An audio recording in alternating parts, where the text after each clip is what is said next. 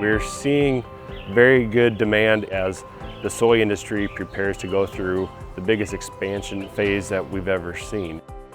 Hello and welcome to this edition of the State of Soy.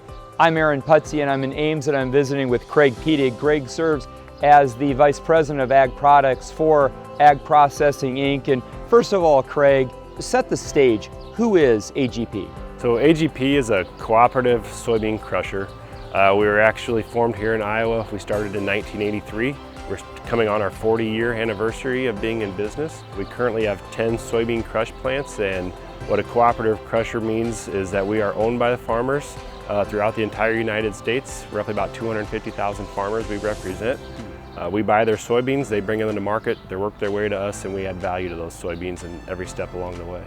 So you're all in for soybeans. That's what you do 24/7, 7 days a week, 52 weeks a year. Obviously, we start with the product, the soybean. Let's reflect a little bit on the crop season that was. What kind of quality did you see coming into your processing facilities? So this year, especially in the harvest, we saw a really good soybean right out the gate. And what we look for as a soybean crusher is for beans that are dry. That means we can really transition from old crop to new crop. You know, sometimes when beans are a little wet coming out of the field, it makes it really hard to de-hull. And what that means is get the hull, the outer protective coating off the soybean, and it makes it more difficult to flake and press and thus extract the oil. So having a dry soybean for us to transition from the old crop to new crop means that we can keep our plants running at max capacity as soon as harvest hits. And that returns to the bottom line of your farmer members and your member cooperatives. So growing soybeans is one thing. We then need to get them into the global market. Give us maybe the state of soy, so to speak, on the global demand picture right now. Where are those countries, where are those areas where demand is strong for the U.S. soybean? We're seeing very good demand in a number of markets, even some growing markets, which is great to see, especially as the soy industry prepares to go through the biggest expansion mode phase that we've ever seen in this industry. So Southeast Asia has been a great market for us, but we've also seen strong demand pull in our neighbors in Mexico and also Central America, and also up into the European market this year has been a very good surprise to the weekly export sales. The logistical benefit to the U.S. farmer of having Grays Harbor, that has been of strategic importance to you at AGP.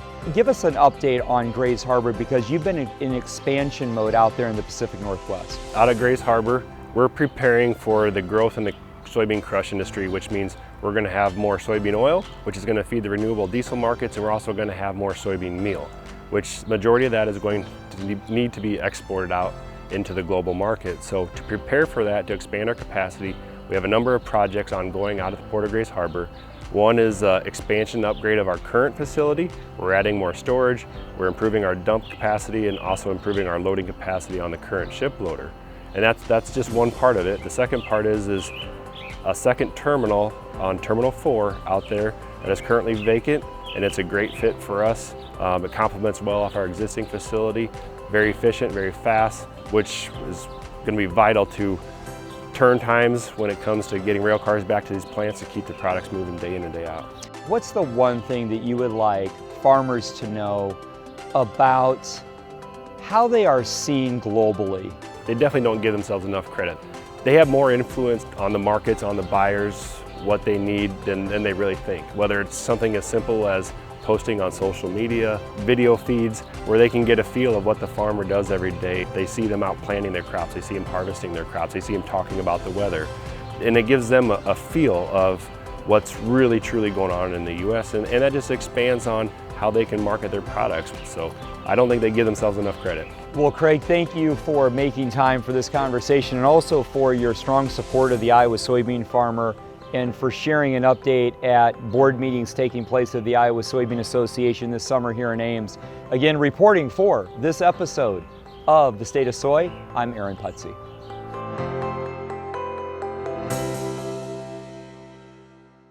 You know, everything starts with the land. We really respect farmers. There's nothing that we cannot help a client with.